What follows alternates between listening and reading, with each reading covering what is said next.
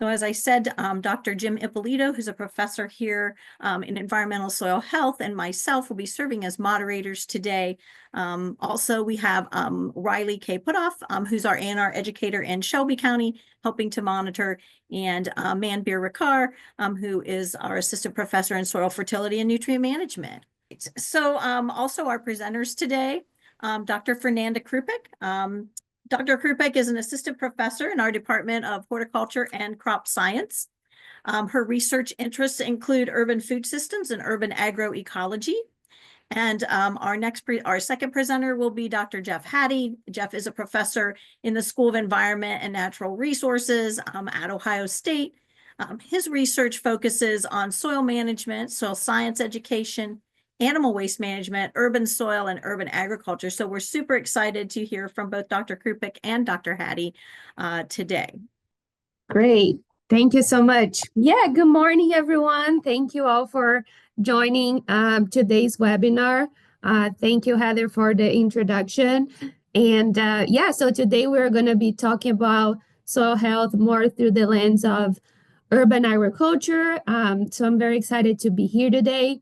And just to get to know the audience, I know you're putting in the chat, where are you connecting from? I would also add, if you can add to the chat what you really want to learn in today's webinar, so that can help us to understand the common interests as well as unique aspects of each of you joining us today are interested in learning. So feel free to add that in the chat.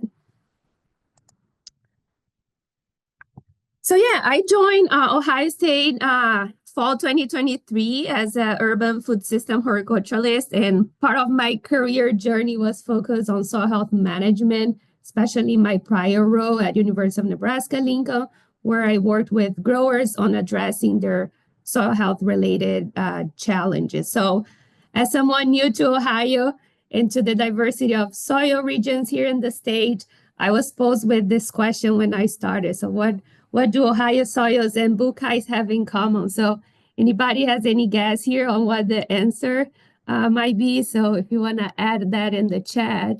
Oh, I like Jim. Both winners. Yeah. Buckeyes break down in our seeds. Yeah. So yeah, essentially when I came to Ohio and was posed with this question, they mentioned, well, they both know how to root for success, right? So, yeah, so when it comes to Ohio and the uniqueness of our state, right, we can see that urban influence extends throughout the state. So we're seeing this map here and also the table showing Ohio's urban influence on largest counties and cities. And there are unique attributes of urban influence, right, in terms of population density, like the scale, the influence of multiple jurisdictions, so that adds to the complexity in terms of urban in Ohio. Also, the diversity of residents, workforce, community partners, and visitors in counties, which include urban, suburban, and rural communities. So that is kind of the urban to rural gradient that we also see in our state. So essentially, urban agricultural systems are also very diverse on those environments, right? Spanning from urban farms, orchards, and food forests to market farms, rooftop garden, or green roofs, and some indoor farms as well.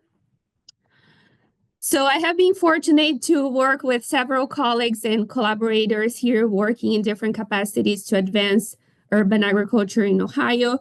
So you are seeing here a map of Ohio, 5 areas of major urban influence, and also some county-based and extension, statewide extension educators and faculties, both at Ohio State and Central State University, working in urban agriculture in the state. So by no means this is an extensive list. I just want to share here some of the folks that you might have contacted or connected through this the past few years working here in Ohio. So those are some of the groups of people working in urban ag in our state. So essentially, what is urban agriculture and major production systems that you find in this space, right? So Essentially, when it comes to urban agriculture, one of the common definitions is the production, processing, distribution, and sale of food within urban and suburban areas. So examples of those activities include, for example, food processing gardens like community, backyard, institutional, market, or rooftop, also some edible landscape, farmers market, CSA, urban and market farms. So those are a couple examples, right? And also some of technologies of production systems that integrates, for example, agriculture in the city, like rooftop garden or indoor farm. So you're just seeing here a summary of this infographic put together by some colleagues at University of Florida, showing the spectrum of urban food production systems. So last year, I worked with some colleagues attending a conference promoted by Michigan State University, and that event essentially brought together extension practitioners, policymakers, with the goal of advancing research and extension programming in urban areas. So with this group of colleagues, we kind of started drafting what you are seeing here, this decision-making pathway. So it's essentially was our attempt to map the pathway for space selection and crop selection and management in urban areas. So you see here, you can start with that decision of growing indoor or outdoor. And here we were mainly focused on soil-based or soil-less systems. So let's look at the outdoor or soil-based pathway, right? What do we need to consider? So essentially, you're seeing here permits, right? So each city has particular aspects related to permits that a grower might consider. Then there is also environmental resources, then what crops to grow, the infrastructure needed, labor markets, right? So you see here, kind of mapping out that decision process in a very simplified version to really try and understand what are the major gaps in research and extension. So for this presentation today, my colleague Jeff, who is going to present after me, is going to be focusing more on this environmental aspect through the lens, for example, of soil contaminants and what we need to take into account, especially for management decisions related to that. And my focus today will actually be on this plant-soil interaction and also some infrastructure resources related to growing crops in urban spaces, particularly focused on protected cultivation. So essentially, protected cultivation involves growing crops to in some sort of control or modify environmental conditions, right? And those conditions, environmental conditions, can be modified either actively or passively, and essentially is meant to protect plants from, let's say, harsh weather or pests and diseases that leads to increased yields and also quality. So there are different pros and cons and uniqueness of each of those systems, but in general, I like to mention that they can be adaptable, accommodating, and also accessible to a diversity of farming needs and goals. So essentially, we can look at that as soil-based systems and soil-less systems. And of course, for the purpose of our webinar here today, we're going to be focusing on those soil-based systems. So what are the major production challenges in those soil-based systems? So you're seeing here a summary of a survey conducted with urban agriculturalists in Indiana. And it asked them their major production methods in urban areas, but also what are the challenges that they face. So you are seeing here the top challenge related with insect pest identification, disease management, also marketing and business development, soil health, nutrient management, weed identification, and irrigation management. So you see here that soil health related challenges like soil health and nutrient management are on the top list of those challenges identified by urban agriculturalists. So before we dive into detail more on the management aspect of protected or semi-protected cultivation, I have a question here. So if you can describe in a few words, what your experiences with or interest in soil health management in what I'm calling here tunnel systems. And I'm going to provide in the next few slides some definitions and key concepts for us. But if you don't mind sharing, if you have any experience in the past, or what has been some of your interest in soil health management in tunnel systems? No questions or challenges or interests? Okay, feel free to add as we progress here in the presentation, but anything you want to share in terms of some of those experiences or interest in soil health management. But let's start with some key features or for those not familiar with tunnel systems and what are some key attributes. So essentially those are covered structures, right, that provide protections from sun, wind, excessive rainfall, or cold conditions. They are typically passively heated or cooled. Most of the cases are soil-based cultivation and are meant to extend the growing season in the spring and fall, usually non-permanent structures. And actually the terminology and design considerations of those tunnels vary tremendously. So we're seeing here a couple pictures of different types of tunnels, but also even how you define them or how do you name them, right? So we're seeing here a couple of terminologies that have been used: high tunnel, plastic tunnel, hoop tunnel, caterpillar tunnel. So those are a couple of terminologies you might see out in the literature. Now, what are some of potential advantages of those systems, right? So compared to open fields, crop production under this protected cultivation can improve production, for example, by improving fruit quality. Also, the management of amount of water that crops receive. So the irrigation management is a important component in those structures. Also, reduction of nutrient and pesticides transportation. So because those structures usually don't have directly rainfall, so nutrient leaching, for example, is reduced, but it can also add complexity on the management consideration as well, especially on the fertility standpoint. Protection from severe weather, and also increased production in a relatively small space because it offers, for example, the opportunity to vertically grow plants through trellising, for example, so you can actually narrow plant spacing if you are trellising some of the plants. So essentially, in general, those benefits, I usually say that they can be reduced or disappear, let's say, if soil degradation resulting in reduced yields is not effectively managed on those environments.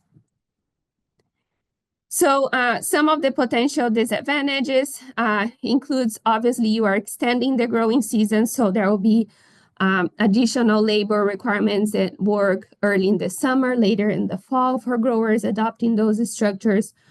Also, increased management demands, especially when it comes to controlling or managing the sidewall ventilation of those structures for temperature control. In some cases, it can result in increased production costs, especially on the material infrastructure itself, the plastic disposal, and also the time commitment for managing those structures. So it's specifically to high tunnels. There is this recent review paper done by some colleagues to try to understand the role of soil health in sustaining production in those structures. So we know that the adoption is increasing, especially due to some cost share programs that growers can make use of. For example, the EQUIP high tunnel system initiative promoted by the NRCS. So this is a way to be able to add a high tunnel to the farm operation. So in general, you're seeing here this map with high tunnel EQUIP contracts in our region. And despite all the increased interest in adoption rate of those systems, right, there's currently a lack of information about maintaining soil health or soil productivity on those high tunnel systems. So you see here this conceptual model of the soil health concerns in high tunnel by biological, chemical, and physical parameters. And essentially, they're driving management, climatic, and also edaphic factors. So this infographic or conceptual model was actually done based on findings from both interviews that were done with growers adopting high tunnel technology and also the literature review. So essentially, a couple highlights on this study show that soil fertility management, soil-borne disease, soil compaction, and also lack of consistency of soil analysis specific to high tunnels were the greatest soil health-related challenges for growers managing those systems. And when we apply that in the context of soil health, we are always interested in linking that management and outcomes, right? And there's always this is where that assessment of physical, chemical, and biological properties come into place. So in the context of soil health, basically some of the potential management considerations for both crop and soil health includes aspects like soil steaming, solarization, anaerobic soil disinfestation, which we are going to cover more in detail in the next slides. But for a specific management, we cannot expect that we will have the same outcomes, right, when it comes to high tunnel management, because there are some intervening factors here. For example, environmental conditions, the geology, the duration of that management, and also soil texture. So those are a couple of the intervening factors. And in terms of outcomes in the high tunnel production systems, there are certainly soil fertility aspect. In general, excessive salinity is an issue. Also soil-borne diseases, especially high pathogen population, and crop yield and quality. So essentially, there has been studies looking at that decrease in soil productivity over time in those environments. So in terms of sustaining soil productive in those systems, right, there is a couple of tools in the toolbox that growers can make use of. So you're seeing here a summary of some preventive, biological, chemical, physical, and cultural aspects. So for example, in the preventive, using clean plant material, also monitoring, especially soil and plant tissue tests, very important to help understand before the growing season what we have in terms of soil testing, but also during the growing season, that plant tissue analysis is very important. Biological controls, also growing interest. There is also the chemical component like pesticides. And then on the physical and chemical, we have some management considerations like solarization, anaerobic soil disinfestation, soil steaming. And then on the cultural aspect, some of the practices that you might be familiar, such as compost and organic amendment, cover crop and crop rotation, resistant cultivars, and grafting. So for the sake of time, we're not going to be able to cover all those strategies. But I also want to emphasize that there is no one-size-fits-all approach, right? Usually, it's important growers consider a combination of integration of multiple practices. So we're going to quickly go over a couple of the practices here and some of the resources available. So starting with vegetable grafting, right? This is a horticultural technique where root system of the plant, which in the case is the rootstock, is combined with the top of the plant, which is called a scion of another plant. So this creates a new plant with desired traits of both the rootstock and the scion. So what are some of those traits? For example, includes disease resistance, enhanced plant vigor and yield, improved nutrient use efficiency, and also tolerance to environmental stress. So you're seeing here a recent video featuring a colleague of mine, Yu Yin, who recently joined our urban ag team, essentially showing how that practice is done. So we're combining here two different tomato cultivars. So grafting is very important, especially in high-intensity vegetable production, such as high tunnel systems. So You're seeing here a study looking at grafted cucumber seedlings in two nutrient regimes, a sufficient and a deficient.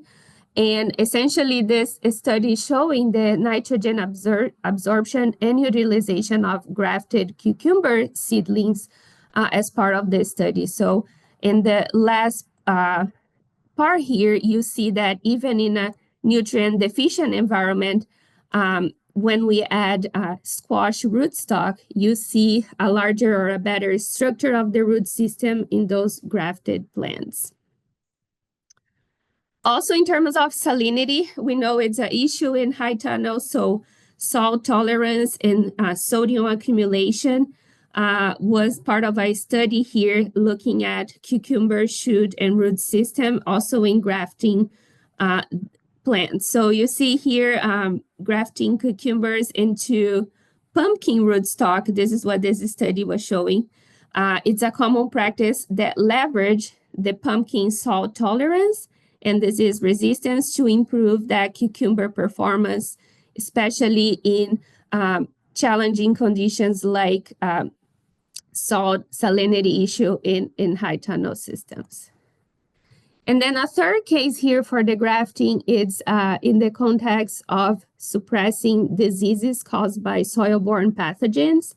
So especially, for example, bacterial wilt, fusarium wilt, and root knot nematode. So this is also another study conducted by colleagues in Florida where they look at, in this case, root knot nematode soil population density, also tomato gallon rating, and foliar disease severity affected by production systems and grafting. So you see here results demonstrating that potential benefits of grafting as it reduces the root knot nematode population density. So this was major in the grafting aspect, right? So now if we look at a second management consideration I want to highlight here, which is the anaerobic soil disinfestation. So essentially, it relies on organic amendment as a carbon source and water to create an anaerobic condition to reduce pathogen population. So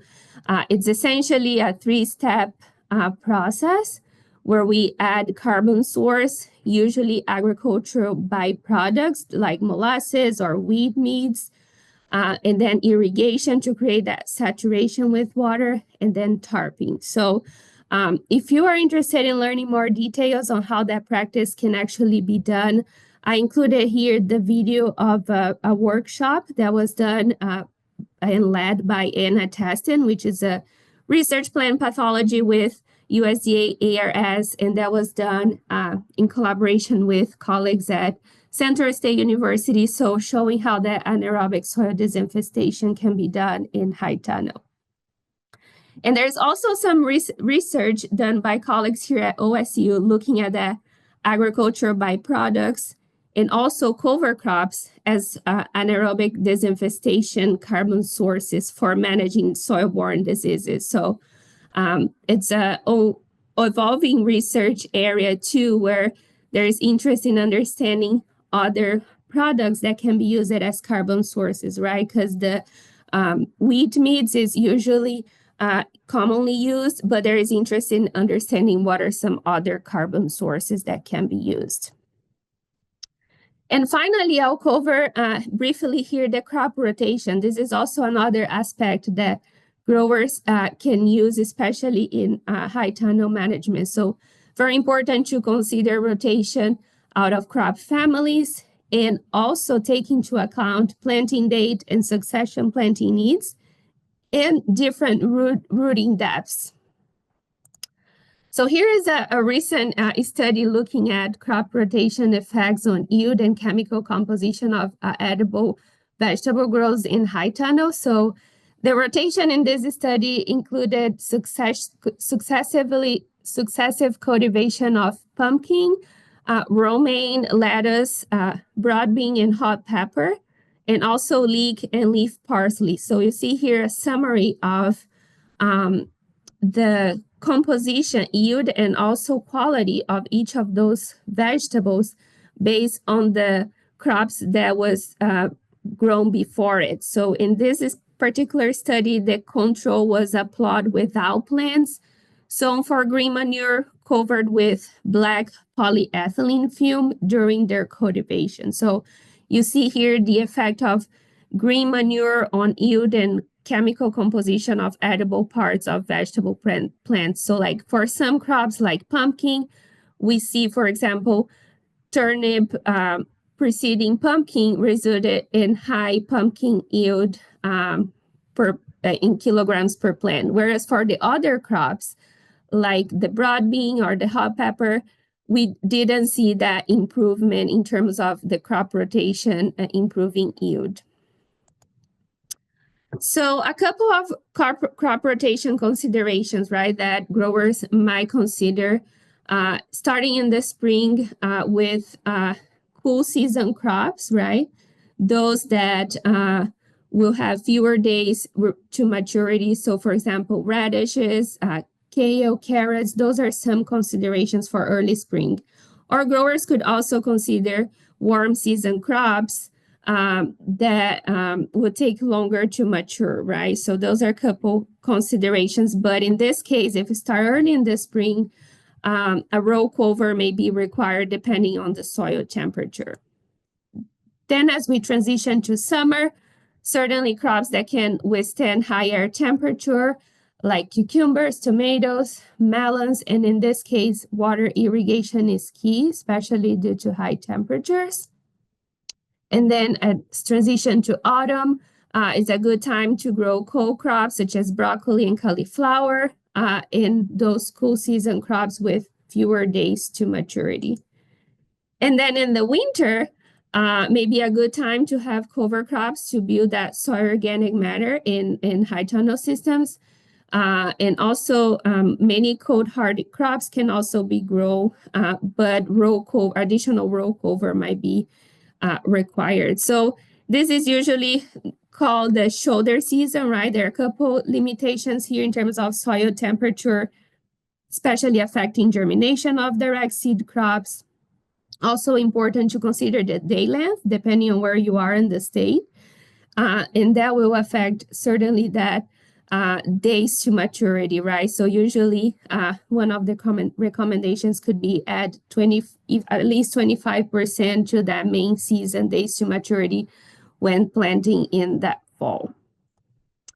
So I want to go back to this slide here to highlight, right, that there are preventive measures as well as biological, chemical, physical, and cultural tactics that growers can use and be integrated for sustained soil health and crop productivity in tunnel systems.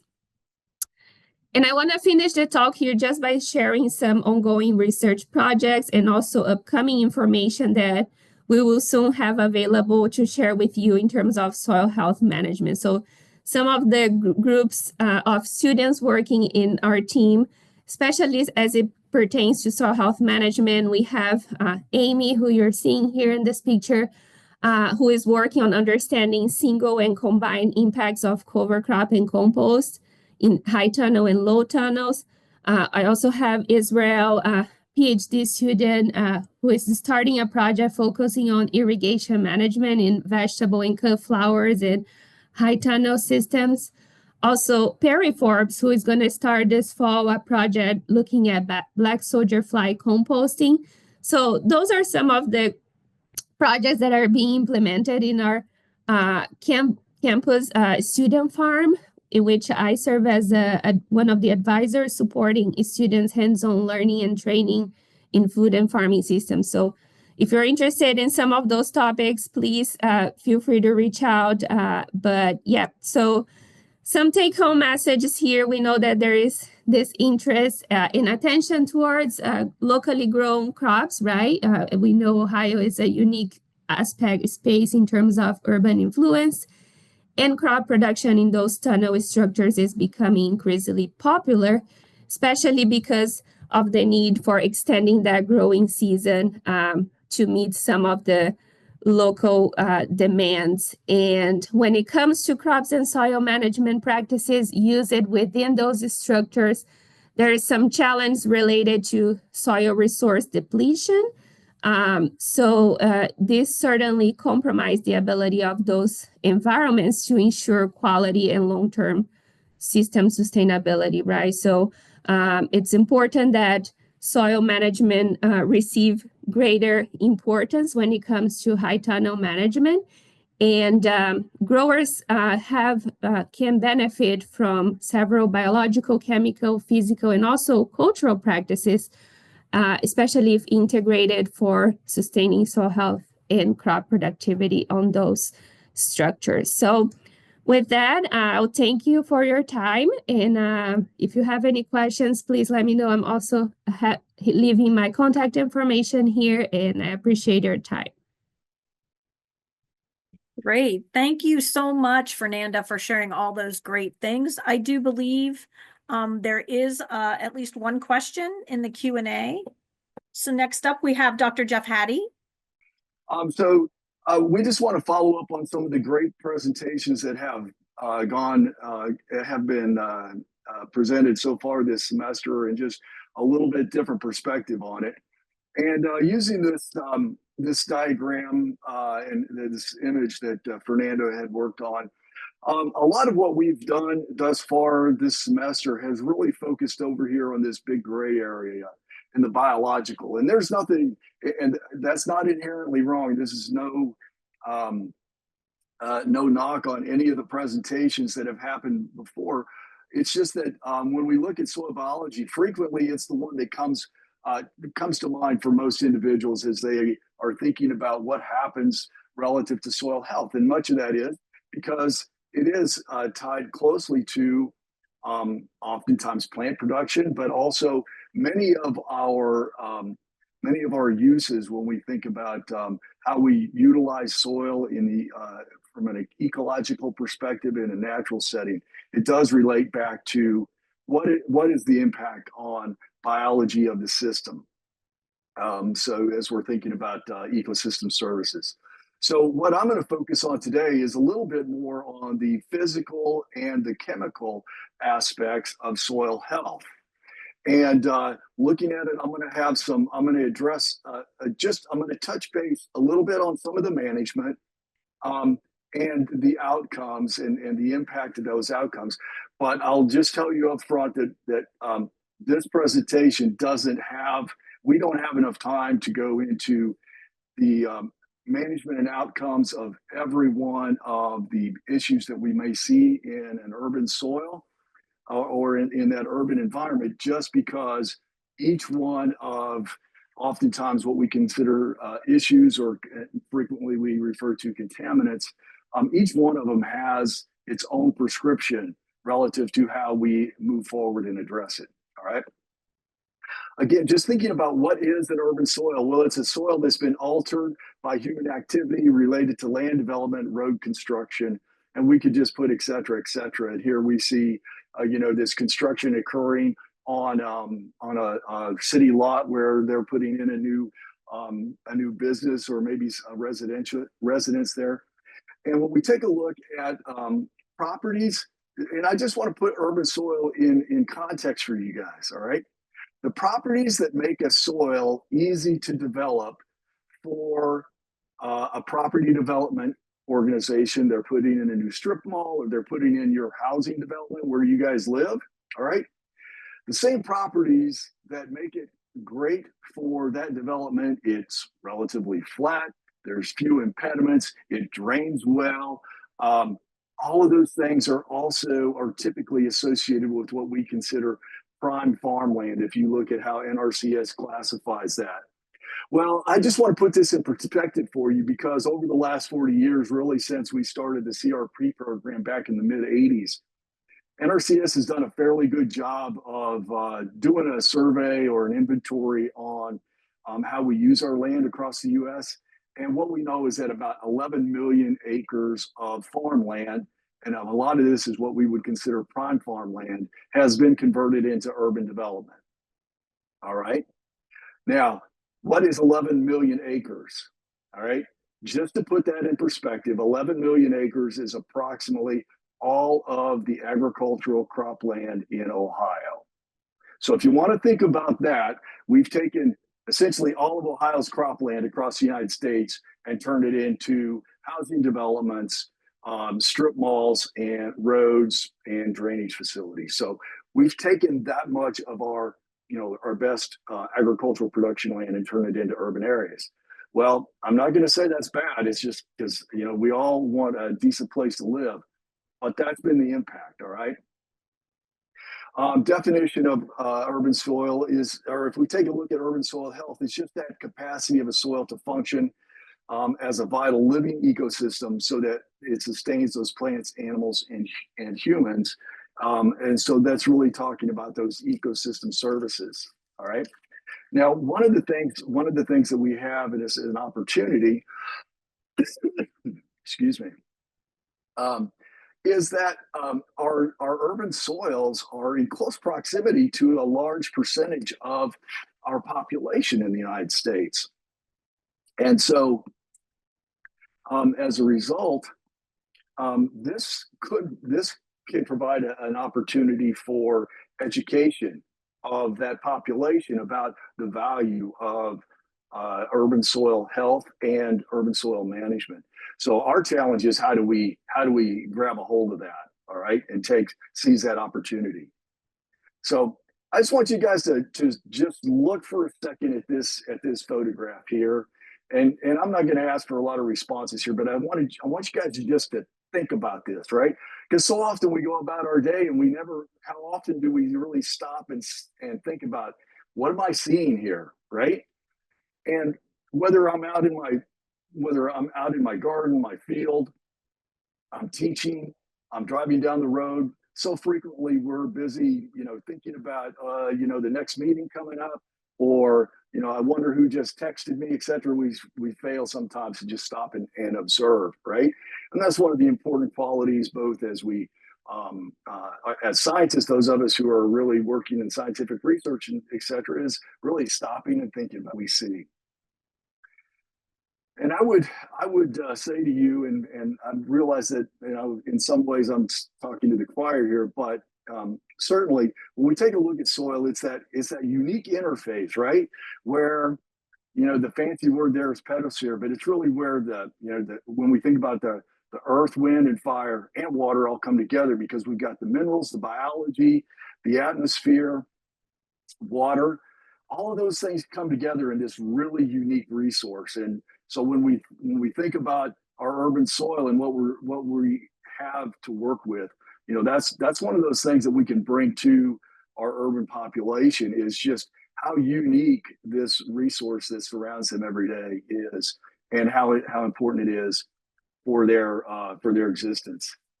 I want to just before we get to the end, because oftentimes I realize that and Fernanda, thank you for pointing that out yesterday when we were talking, but so often we forget to really highlight some of the resources that are out there. So and I know that there's a number of professionals on here, but if there's some practitioners, I want to make sure we connect with them as well.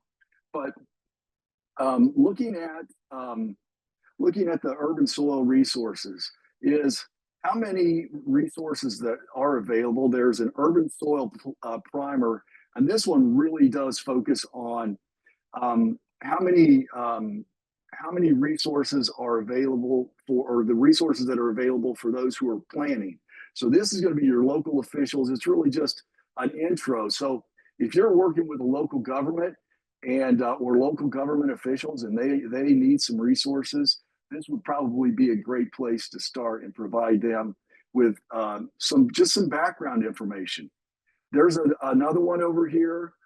It's the technical note, and this just came out last January, about a little over a year ago. And I highlighted this because on the cover of that document from NRCS is a picture of an urban farm from Cleveland. And the primary author of that document is Dr. Joshua Benston, who is actually a graduate of The Ohio State University. And he worked in SENR. And so this is really just a summary of health management, soil health management for urban sites. And it's really based on soil properties, constraints, or resource concerns. So If you guys are looking for either something to share with community officials, or if you want a resource for yourself, this is just a general resource. This is going to be a good place to start. If you're looking at dealing with some contamination issues and things like that, that's where working with, our professionals here at Ohio State is probably going to be helpful, or maybe some other experts across the country. And but we can, from an extension perspective, we can help you connect with some of those experts in different areas. But if you're just looking for some general information, I'd really encourage you to use these as a couple of resources to start with. Now, this is a resource that too often people don't realize exists. And I know this is for some of you, this is old news, but I do want to put it out there for those who might be practitioners, or maybe we have some new educators here. But one of the resources that's available for these urban areas, and really for everybody, but too often our urban folks don't realize it exists, is the Web Soil Survey, which is supported by NRCS. And for those of you who aren't familiar with it, it's just a data warehouse of virtually almost everything you would want to know about soils in general. Now, it's limited in its specific scope. So for those of us who are doing research, I'm thinking about like Fernanda and Manbeer and Dr. Ippolito, as faculty who are engaged in research. We're not going to rely on this necessarily for our individual plots, but relative to just an area and that management practices for a community, it's a great place to start. And so one of the things you can do, again, this is for those who might be new to this, remember, you can dial in on a local area. And so I just looked at Franklin County here, pulled that up really quick. You can sort. And now this, I will say, those of you who've used it know this is slightly cumbersome, but with a little practice, you can figure out how to use this site. The reason I brought this up is, for example, this is an image of Upper Arlington, and over here in the yellow area is Waterman Farm here in Columbus. And so if you'll notice here, there is the yellow highlighted area and text is what's called the Crosby Silt Loam. Many of you are going to be familiar with that kind of terminology. But then over here in the white area, this is the Crosby Urban Land Complex. And so in our urban areas, what we find is that because of the disturbance that's happened in the past during the development of these areas, that it's just a nice way to say that we've gone in and kind of screwed up the site, and it's not in its original state. So it's what we call this urban complex. And there's actually some soils that you can't even tell what was there originally. So they just call them urban soils, and there's a whole branch of pedology that's developing urban soils and information. But we're not going to spend time on that. That's like, that's for the really geeky people, I guess. So if we take a look here at why it's important, is really it's in this data explorer. Again, if you're a newer educator and you're getting to know the council members or maybe somebody in your local government, you can go in here and explore and learn a lot about the area, the soils in that area. And they even have a tab that will tell you a lot about the soil health related to the soils in the area that you're working with. So again, I just want you guys to know that these are some resources for you that are out there for you to use. All right. Now, before we jump into some details about the urban soils, I really want to step back a second and say, when we look at whether we're working with an urban farmer, or we're working with somebody who's got a cattle ranch, or we're dealing with somebody who has corn, soybean operation, when you really think about the management decisions that all of us make relative to soil. So soil management decisions, there's really three categories. One of them is pore space. Second one is molecule storage. And the third one is organic matter. And so when we take a look at pore space, or another way we frequently refer to that is compaction, all right? It really is about airflow and air storage, as well as water flow and water storage. All right. Molecular storage, pH is the one I list first. And the reason I list that first is because frequently we consider it to be that one of those master variables because it impacts so many other properties in the soil, especially on the biological and chemical reactions and aspects of really life and management. Molecular storage is also about plant nutrients, all right? But also in our urban space, it really is about soil contaminants. Are those contaminants that go into a soil, do they adhere to the soil and become part of that soil matrix?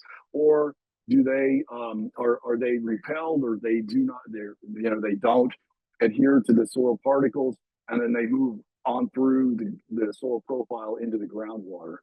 And so that molecule storage, that's how we make a lot of our decisions. And then of course, the last one is organic matter. And again, this is one of those that we consider to be a master variable.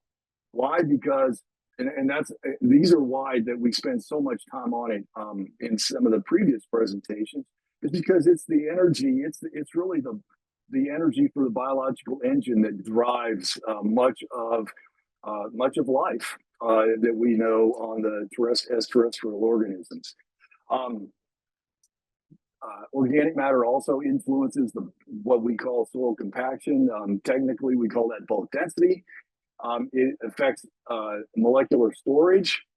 It affects airflow and air storage, as well as water flow and water storage. So we see that really organic matter has this really overarching impact on all of these other soil health issues, which is why so much prior time has been spent with it. All right. So really, when we take a look at issues related to soil health, right, and as we dive in here, this is when we take a look at this, here we've got soil is just really an interface. And so when we take a look at this, one of the things that I always like to highlight to folks is that when we see this big void here, that void's really important because that's kind of where all the fun stuff happens, right? This is where our plant roots are exploring to find nutrients. This is where the microorganisms are living, is on the surface of these soil organisms here, or these soil colloids here. We see our sand particles in this shiny area. We see some either organic matter or maybe some iron manganese formations here. We can see the roots as they help connect these aggregates together and provide some soil stability there. And so, frequently we forget that this space in between, that's where our air and water is stored. That's where it's transported.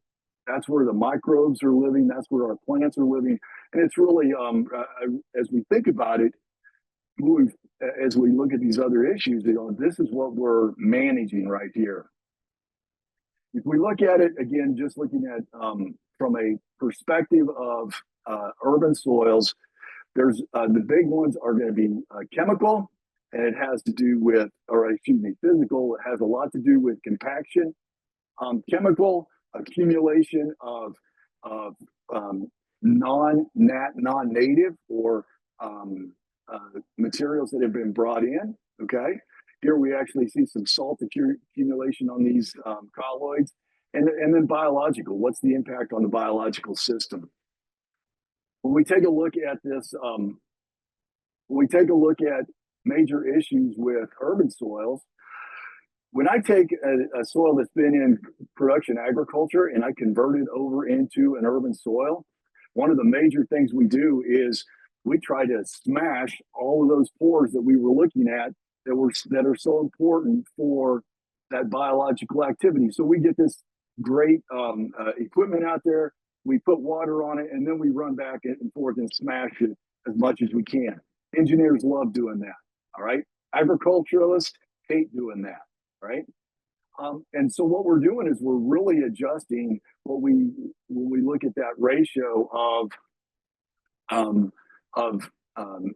this, and this is a volume ratio of water, air, soil organic matter, and minerals.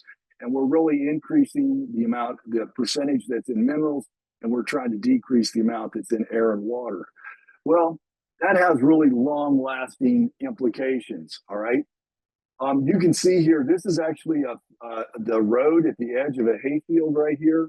And you can see that over the years with the tractors and hauling bales in and out of that site has left behind these areas that, you know, we have almost zero vegetation, which means we got limited biological activity. And because in big part, because there's an impediment to root growth, it's hard for roots to move through a rock, right? It also is going to be an impediment to water infiltration and drainage. And so what happens is that these will eventually become ruts, and then they'll become erosion issues.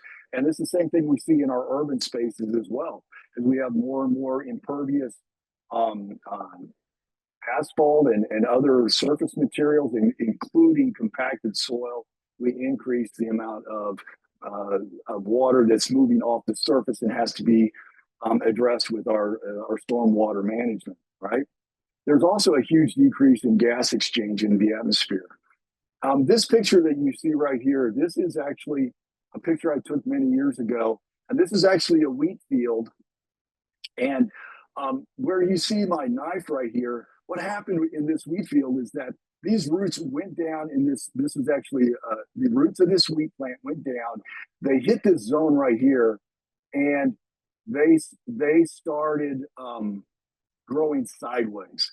There was plenty of moisture down below that surface, right? But the roots, in the year that they needed it during a drought, they couldn't access it.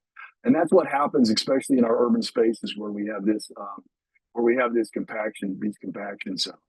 All right.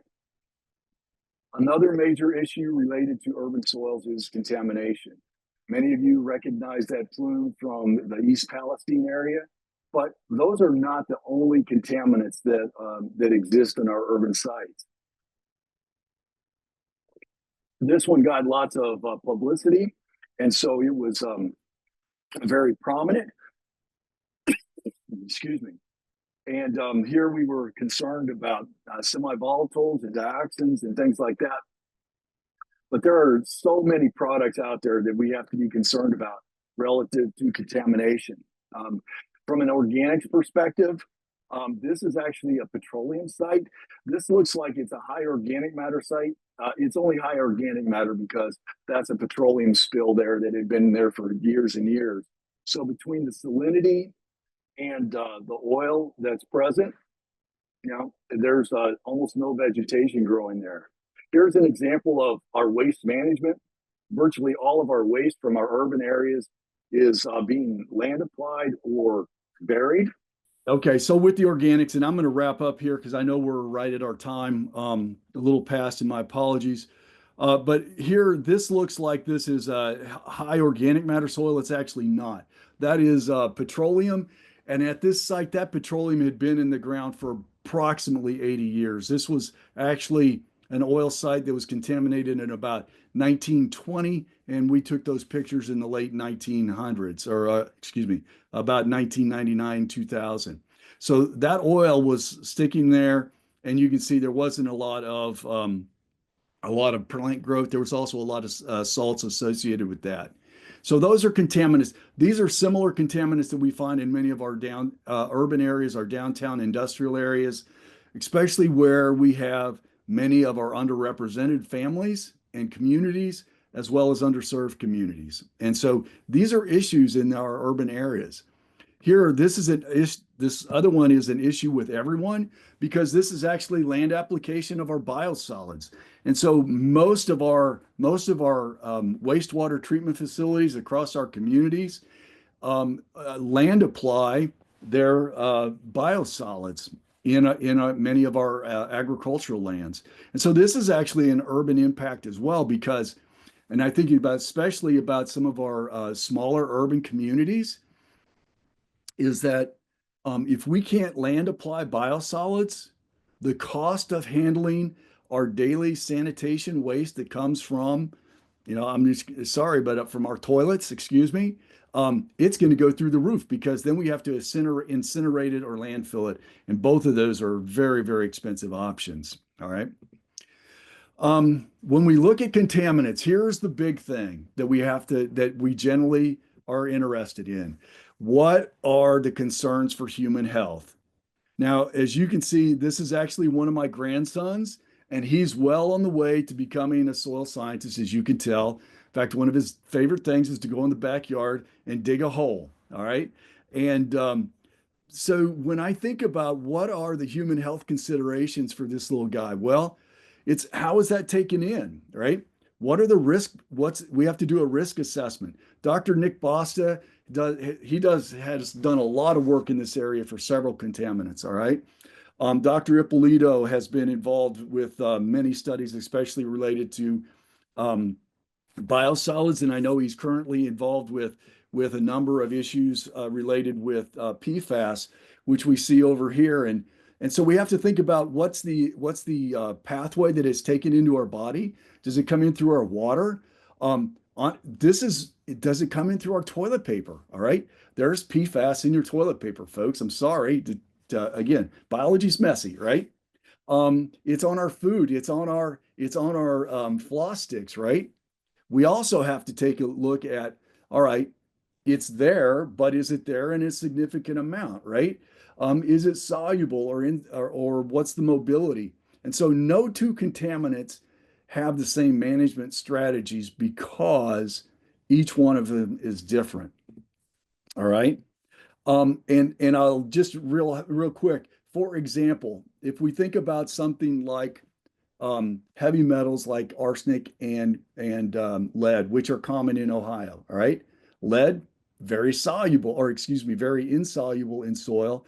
But if it's ingested into the stomach, where it's an acid environment, it can be dissolved, and then we have problems with that. Arsenic, on the other hand, very mobile in soil, can be moves up and down with the water stream. So it could be, for example, taken in by a plant. Some other heavy metals are taken in by plants and some are not. All right. And so how is that taken in? How is it consumed? Those are things that we have to know. And so we have to take a look at each one of these individually. Now, this is a huge issue because in our urban areas, and it's low soil organic matter because, again, if it affects so many other physical, chemical, and biological properties, because we've seen time and time again, the contractors bring in topsoil, right? They call it topsoil, but there's virtually no organic matter in it, right? Now, we are fortunate in some of our urban areas is that we can address that because we can either use on-site materials or we can use things like compost and biochar to begin to address some of those issues related to low organic matter. And that's an advantage that we have in our urban spaces that they don't have oftentimes in our rural spaces because we have such a large concentration of organic matter in such a small area. So that can be a very good benefit for us. All right. Let's see. Well, I'm going to move on. All right. And I'm going to just finish up right here. Again, so when we take a look at our urban soil health, right, it does relate back to a lot to the biology because that organic matter is key for how we manage it. But in our urban soils, and we look at urban soil health, much of it's going to be more related to soil compaction issues and soil contaminant issues. So with that, I'll open it up for questions with Fernanda and myself if we have time, and my apologies again for being a little long. I know people have other commitments. Thank you, Dr. Hattey. Thank you, Dr. Krupek. We appreciate your time and sharing your information today. Dr. Hattey, if you can, yeah, there we go. I'll get the information up there in regards for our folks who need to access our CCA credits. So bear with me here. We'll pull that up. Okay, here are your CCA credits. For those of you that may need those CEUs, you can go ahead and scan this using your mobile device. If you have suggestions for next year, please let us know. Again, a quick reminder, we do so appreciate your time and your patience today. Apparently the gremlins have been very active in Zoom, it appears, over the course of the last week or so. So I want to remind you again to please provide your feedback to us through the evaluation at the end when you log out, and also to be watchful in your email for an overall evaluation to complete. Again, I know the recording will be available on the Ag Crops Network site. So we look forward to visiting you next year. And if you have any other ideas, again, feel free to get those to either Dr. Marumkar or Dr. Rakar. Ashmead and Manbeer will be happy to take those into consideration for you.